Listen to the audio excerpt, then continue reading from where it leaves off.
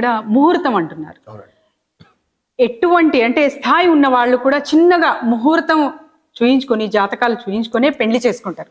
కానీ విడాకులు అనేది సహజం అయిపోయింది. ఎందుకంటారు?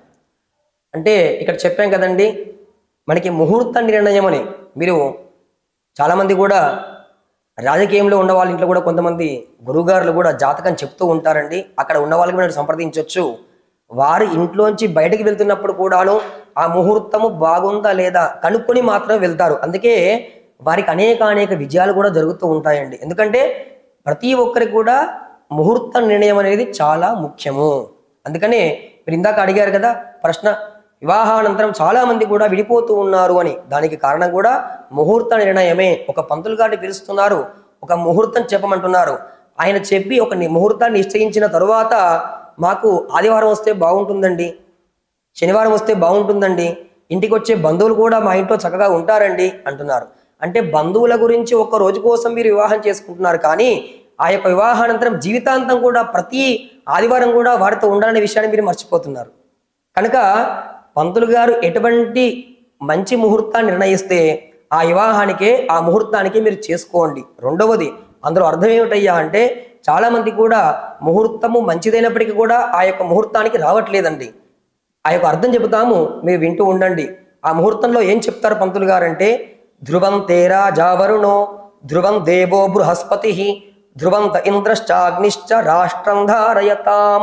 ధ్రువం అంటారు అంటే ధ్రువం తేరా జావరుణో అంటే ఇక్కడ వరుణుడి యొక్క అనుగ్రహం ఉండాలని. ధ్రువం దేవో బృహస్పతి అంటే బృహస్పతి అంటే దేవతామూర్తులకి గురువు అండి.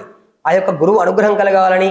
ఆ విధంగా ఎన్నో చక్కటి మంత్రాలన్నీ కూడా ఆ జీలకర్ర బెల్లంలో పెట్టినప్పుడు మంత్రాలు చదువుతారు. ఎందుకండి ఆ చేయడం వల్ల ఏమైనా పంతులు గారికి ఏమైనా వస్తుందా అంటే, వారు శుభంగా జరగాలని మాత్రమే ఆ మంత్రాన్ని కూడా మనకి బోధిస్తూ ఉంటారు. కానీ ఆ యొక్క ముహూర్తానికి రాకుండా ఎప్పుడు చేసుకుంటే ఏముందిలే అని ఆడంబరాలని కూడా చేసుకుంటూ ముహూర్తాన్ని ఆలస్యంగా చేసుకుంటున్నారు. కాబట్టే ఈ విధంగా మనము లోకంలో అనేక సమస్యలు కూడా చూస్తూ ఉన్నాము. దానికి కారణం ఏదైనా ఉంది అంటే అది కేవలం ముహూర్త నిర్ణయం మాత్రమే.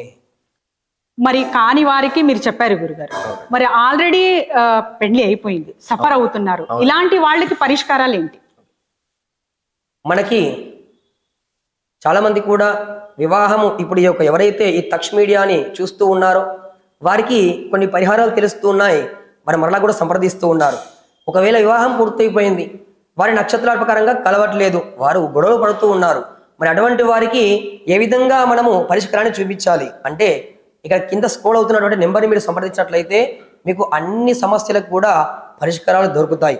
మీ యొక్క పేరు బట్టి కూడాను, అదేవిధంగా మీరు వచ్చేటువంటి లగ్నాన్ని బట్టి కూడా జాతకాన్ని కూడా మనము చెప్పవచ్చండి. ఇదంతా కూడా మనం చేయాలంటే ఈ కింద స్క్రోల్ అవుతున్న నెంబర్కి మీరు సంప్రదించినట్లయితే మీకు అన్ని కూడా సమస్యలకి పరిష్కారం దొరుకుతుంది. దాంతోపాటుగా ఏది చేస్తే శుభం జరుగుతుంది అనే విషయాలు కూడా మనం చెప్పుకోబోతున్నాం.